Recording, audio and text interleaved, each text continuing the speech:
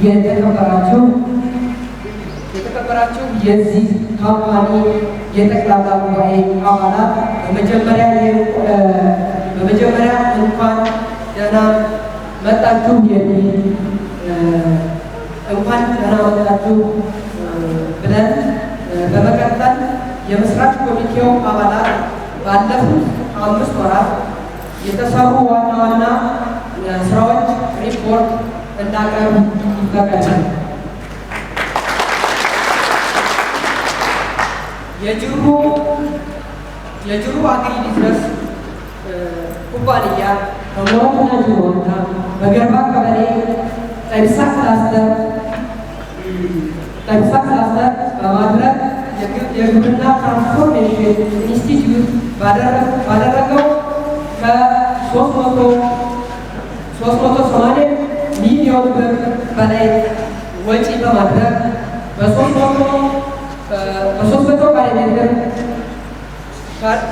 ካሬ ሜትር ላይ በ30 ካሬ ሜትር ላይ በ30,000 ካሬ ሜትር ላይ ግንባታው እየተሰራ ይገኛል። ሳሪያ ነው። ግብርና ምርት ከጥሬ ምርት አቅራቢነት ወደ እሴት ጭማሪ ገበያን የሚመራና አርሶ አደሩ የተሻለ ገቢ የሚያስገኝ ስርዓትን የሚቀይር ነው። ይህ ኩባንያ ያንን ራዕይ በተግባር ለማሳካት የሚረዳ መድረክ ነው። አግሪቢዝነስ ማለት ምርትን ማምረት ብቻ ሳይሆን የግብዓት አቅርቦት፣ የምርት ስብሰባ፣ የጥራት ቁጥጥር፣ እሴት ጨምሮ ማቀነባበር፣ የገበያ ትስስር፣ የፋይናንስ አገልግሎትና ዘመናዊ አስተዳደር ስርዓትን በአንድነት የሚያካትት ሂደት ነው። በወረዳችን አርሶ አደሮች በዚህ አደረጃጀት ውስጥ ሲሳተፉ የገቢ ኃይላቸው ይጠናከራል፣ ገቢያቸው ይጨምራል። የዚህ ኩባንያ ስኬት በተለይ በ4 መሰረታዊ መርሆች ላይ ይመሰረታል። ግልጽነትና ተጠያቂነት፣ ሕግና ደንብን ማክበር፣ ሙያዊ አስተዳደርና ቀጣይ የአቅም ግንባታ፣ የአባላት ንቁ ተሳትፎና አንድነት። ለተመረጡ የኩባንያው አመራሮች የምንሰጠው አደራ ግልጽ ነው። የአክሲዮን ገንዘብ የሕዝብ አደራ መሆኑን በመገንዘብ በታማኝነት በግልጽነትና በውጤታማነት ኩባንያውን ጀምሩ። የሚወሰን ውሳኔ ሁሉ የአባላቱን ጥቅምና ኩባንያውን ዘላቂነት ሊያስቀድም ይገባል። ለባለ አክሲዮኖችም የምላችሁ አክሲዮን መግዛት መብት ብቻ አይደለም፣ ኃላፊነትም ነው። በመደበኛ ጠቅላላ ጉባኤ ተሳታፊዎች ሪፖርታችሁን በጥንቃቄ ይመርምሩ፣ ሕጋዊ ቁጥጥር ያድርጉ፣ ካፒታላችሁንም ይጠብቁ እና ኩባንያውን ስም በመልካም ስራ ያሳድጉ። የወረዳ አስተዳደር በሕግ ማዕቀፍ በተፈቀደው ወሰን ውስጥ በኩባንያው ስኬት አስፈላጊውን ድጋፍ በመስጠት ዝግጁ ነን። በተመሳሳይ ጊዜ ኩባንያው አመራርና ከአባላቱ የምንጠብቀው ግልጽ አሰራር፣ ውጤታማነትና ለሕግ ተገዥነት ነው። በመጨረሻም ዛሬ የምንጀምረው ጉዞ የአንድነት፣ የጠንካራ አስተዳደር፣ የሥራ ባህልና የብልጽግና ጉዞ ነው።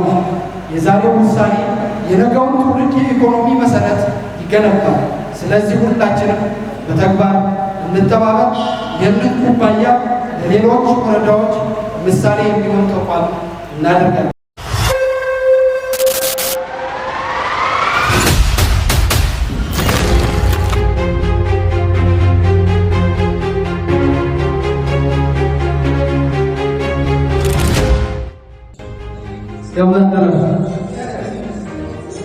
ደረሳችሁ።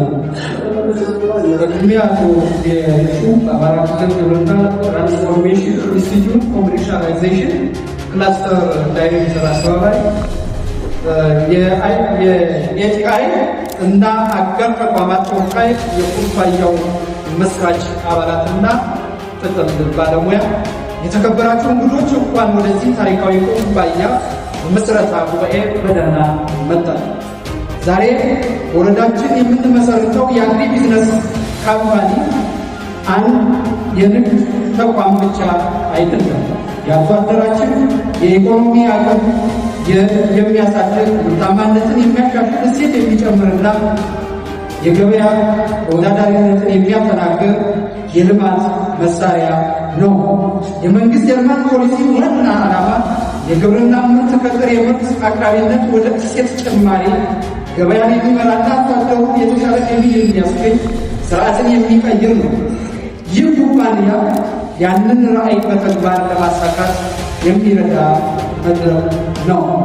አግሪቢዝነስ ማለት ምርትን ማምረት ብቻ ሳይሆን የግብዓት አቅርቦት፣ የምርት ስብሰባ፣ የጥራት ቁጥጥር፣ እሴት ጨምሮ ማቀነባበር፣ የገበያ ትስስር፣ የፋይናንስ አገልግሎትና ዘመናዊ አስተዳደር ስርዓትን በአንድነት የሚያካትት ሂደት ነው።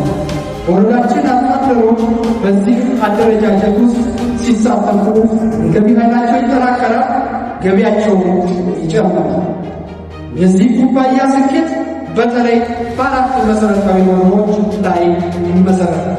ግልጽነትና ተጠያቂነት፣ ሕግና ደንብን ማክበር፣ ሙያዊ አስተዳደርና ቀጣይ የአቅም ግንባታ፣ የአባላት ሙሉ ተሳትፎና አንድነት። ለተመረጡ የኩባንያው አመራሮች የምንሰጠው አደራ ግልጽ ነው። የአክሲዮን ገንዘብ የሕዝብ አደራ መሆኑን በመገንዘብ በታማኝነት በግልጽነትና በውጤታማነት ኩባንያውን ጀምሩ። የሚወሰኑ ውሳኔ ሁሉ የአባላቱን ጥቅምና ኩባንያውን ዘላቂነት ሊያስቀድም ይገባል። ለባለ አክሲዮኖችም የምላችሁ አክሲዮን መግዛት መብት ብቻ አይደለም፣ ኃላፊነትም ነው።